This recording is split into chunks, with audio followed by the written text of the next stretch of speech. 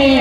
ये मनुवादियों की किताबों में क्या लिखा था? इन्होंने लिखा था कि सिर्फ एक पढ़ेगा, एक लड़ेगा, एक करे व्यापार और इन तीनों की सेवा करना हम शूद्रों का है कार्य। लेकिन बाबा साहब ने क्या दिया? बात नहीं, सब पढ़ेंगे, सब पढ़ेंगे, सब लड़ेंगे और सब करे व्यापार, अपनी अपनी सेवा सब करे। ये है बाबा साहब का संविधान, ये है बाबा साहब का संविधान। एक आवाज पे अगर हमें विधानसभा पहुंचना होगा तो हम 20,000 50,000 की संख्या में बैठेंगे, खड़े होंगे वहां पर। सरकार कोई भी हो, कोई भी सरकार हो, मनुवादियों की ही सरकारें क्यों ना हो, अगर हम इतनी संख्या में वहां पहुंचेंगे तो सरकारें अपने आप हिल जाएंगी और जो हम चाहेंगे वो अपना काम करा सकते हैं। आप देख रहे हैं सम्यक इंडिया टीवी। आज कंचन नैना जी जो हमारी यूथ कमांडर है, उनके गांव में बख्तियार नगर में इस कार्यक्रम का आयोजन किया गया है। इस कार्यक्रम में आप सभी लोगों की उपस्थिति, आपके सहयोग और आपकी सहभागिता के लिए मैं आप सभी लोगों का हार्दिक वंदन और अभिनंदन करती हूँ। एक बार आप अपने लिए जोरदार तालियां बजाइए। इतनी बेहतरीन संख्या में आप लोग अपने समाज के कार्यक्रम में उपस्थित हैं। एक लक्ष्य कमांडर जो कि एक युवा बेटी है, उसने इतना क्रांतिकारी कदम उठाया है और अपने बहुजन समाज को इकट्ठा करने का काम किया है। साथियों, फरवरी माह है, ये बहुत पवित्र माह है। इसमें हमारे कई महापुरुषों ने जन्म लिया, जिनकी हम जयंतियां बड़े धूमधाम से मनाते हैं, जिनमें माता रमाबाई अम्बेडकर, जिन्होंने अगर बाबा साहब डॉक्टर अम्बेडकर का साथ न दिया होता तो शायद वो महापुरुष न बन पाते और शायद वो विद्वान न बन पाते।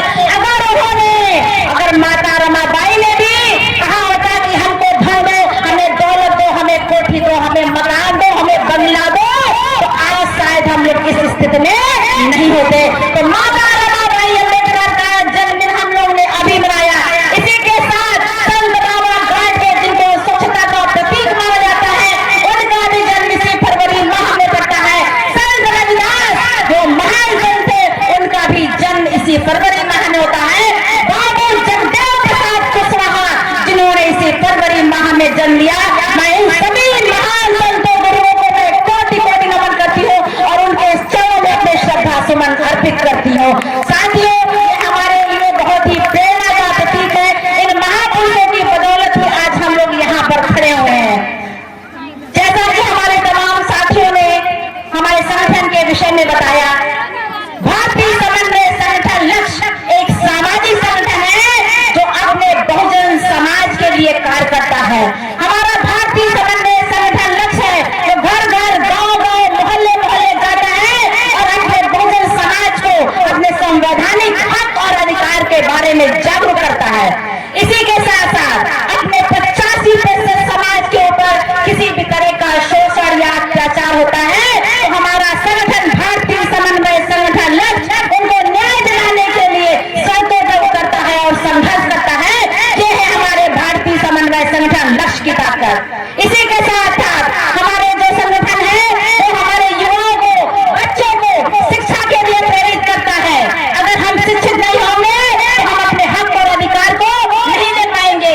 ये हमारी शिक्षा व्यवस्था को चौपट कर दे रहे हैं। एक जमाने में जब बच्चे स्कूल जाया करते थे तो माएं कहती थी बच्चों से, बेटा किताब रखे हो कि नहीं, पेंसिल रखे हो कि नहीं। आज कहती है माएं कि भैया कटोरा धरे हो कि नहीं।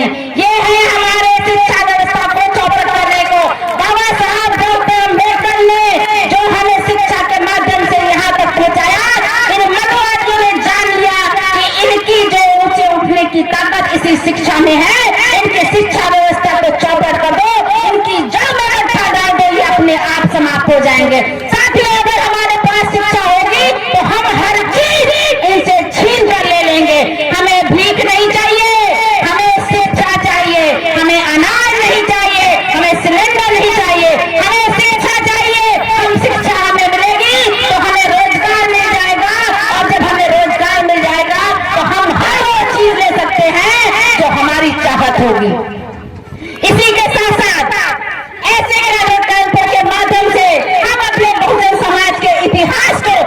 बहुजन समाज के लोगों को बताते हैं। इन मनवादियों ने हमारे इतिहास को दबाया है, इन मनवादियों ने हमारे इतिहास को छुपाया है, हमें पढ़ने नहीं दिया, हमें जानने नहीं दिया।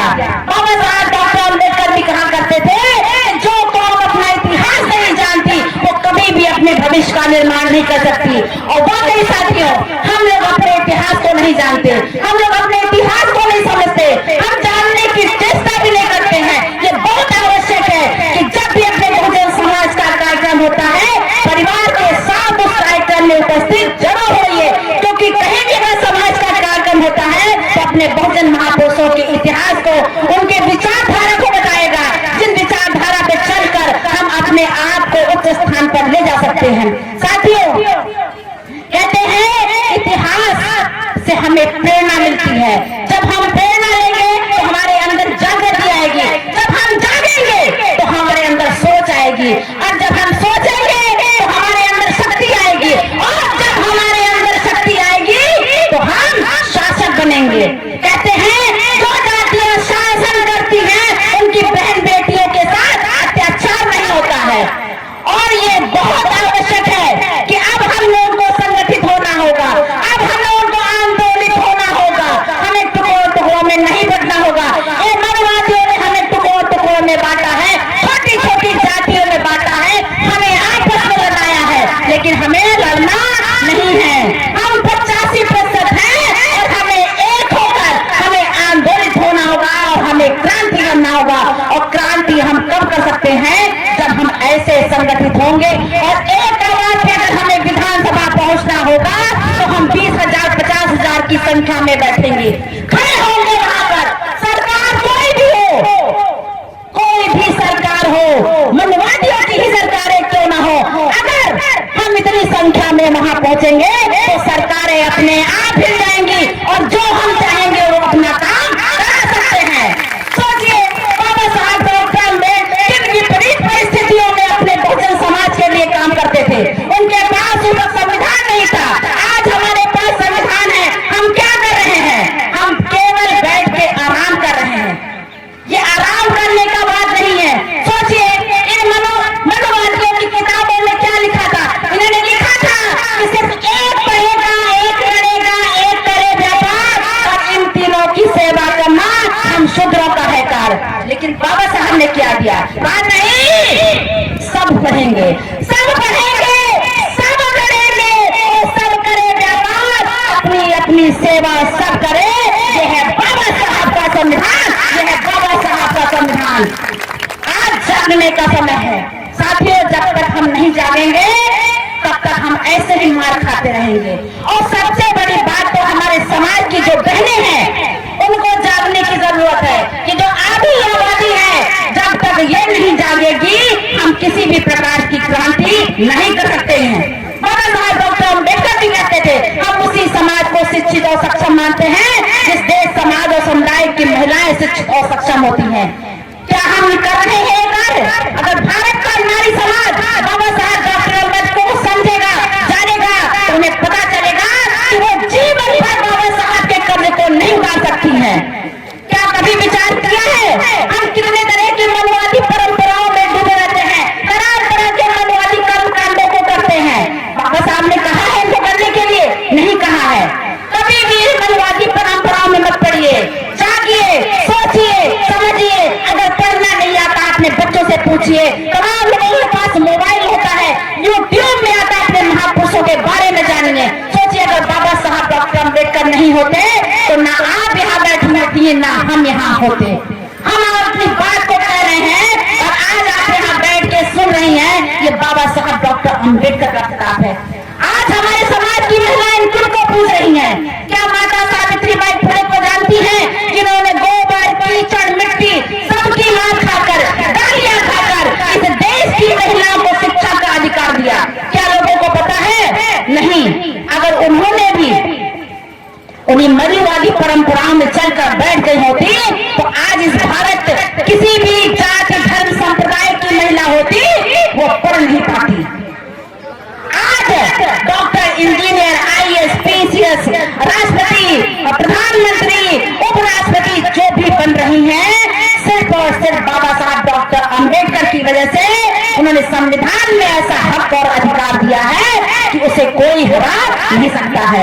इसलिए जागने की जरूरत है। बहुत से लोग मंदिरों में जाके पूजा पाठ करते हैं। अरे भाई, कहते हैं कि जिस तट पर प्यास बुझाने से अपमान प्यास का होता है, उस तट पर प्यास बुझाने से प्यासा मर जाना बेहतर है। क्यों स्थान पर जाते हो जिस स्थान पर तुम लोगों को जाने के लिए मना किया गया था? जिन चीजों को पढ़ने से तुम्हारी जबान काट दी जाती थी, जिन चीजों को सुनने से तुम्हारे कान में पिघलाकर शीशा डाल दिया जाता हो, उससे इस चीज को पूजने की आवश्यकता नहीं है। बाबा साहब अम्बेडकर को भी मत पूजिए, उनके बताए हुए विचार पे चलिए, हमारे महापुरुषों के बताए हुए विचार पे चलिए। जब हम अपने महापुरुषों को जान जाएंगे, हम इन सब चीजों से बाहर अपने आप ही निकल आएंगे। कहते हैं अगर महिला जाग गई तो क्रांति जरूर आएगी। चंद लाइनें अपने बहनों के लिए कि सितम कर खोल लो आंखें कि हम बुनियाद के पत्थर, सितम कर खोल लो आंखें कि हम बुनियाद के पत्थर, अगर हम हिल गए तो महल का अंजाम क्या होगा, अगर हम हिल गए तो महल का अंजाम क्या होगा। महिलाओं का स्वाभिमान जिस दिन जाग जाएगा, महिलाओं का स्वाभिमान जिस दिन जाग जाएगा, तुम्हारे चाय के प्याले में भी तूफान आएगा, तुम्हारे चाय के प्याले में भी तूफान आएगा। तो अपनी महिलाओं बहनों से मैं कहूंगी कि वो तूफान लाने के लिए तैयार हो जाए। जो हमारी बेटियां हैं, उनका कार है, उनको समझना चाहिए। अगर उनके घर में उनकी जो माताएं हैं, दादी हैं, नानी हैं, वो भले ना समझ पा रही हो, हम भले उनको ना परिवर्तित करा रहे हैं, लेकिन हमारी बेटियां अगर आगे आएंगी और क्रांतिकारी काम करेंगी तो समाज को ऊपर रखने से, ऊपर उठने से कोई नहीं रोक सकता। इंसानियत बिना नहीं इंसान बचेगा, इंसानियत बिना नहीं इंसान बचेगा, मनुवादी रहे तो न संविधान बचेगा, मनुवादी रहे तो न संविधान बचेगा। पंडे पुजारी धोनी का धर्म छोड़ दो, वतन में मनुवाद का गुमान तोड़ दो, पंडे पुजारी धोनी का धर्म छोड़ दो, वतन में मनुवाद का गुमान तोड़ दो। तभी तो बाबा साहब का सम्मान बचेगा, तभी तो बाबा साहब का सम्मान बचेगा। मनुवादी रहे तो न संविधान बचेगा, मनुवादी रहे तो न संविधान बचेगा। बेदर्द हुआ कोट कहाँ दर्द कहोगे, बेदर्द हुआ कोट कहाँ दर्द कहोगे, जालिम के राज में किससे अर्ज करोगे, जालिम के राज में तो किससे अर्ज करोगे। तेरे लिए ना धरती आसमान रहेगा, और तेरे लिए ना धरती आसमान रहेगा। मनुवादी रहे तो न संविधान रहेगा, मनुवादी रहे तो न संविधान रहेगा। अरे बिलख रहा पवित्र देश खून खेल में, बिलख रहा पवित्र देश खून खेल में, भाई देखिए क्या हो रहा यूपी की जेल में।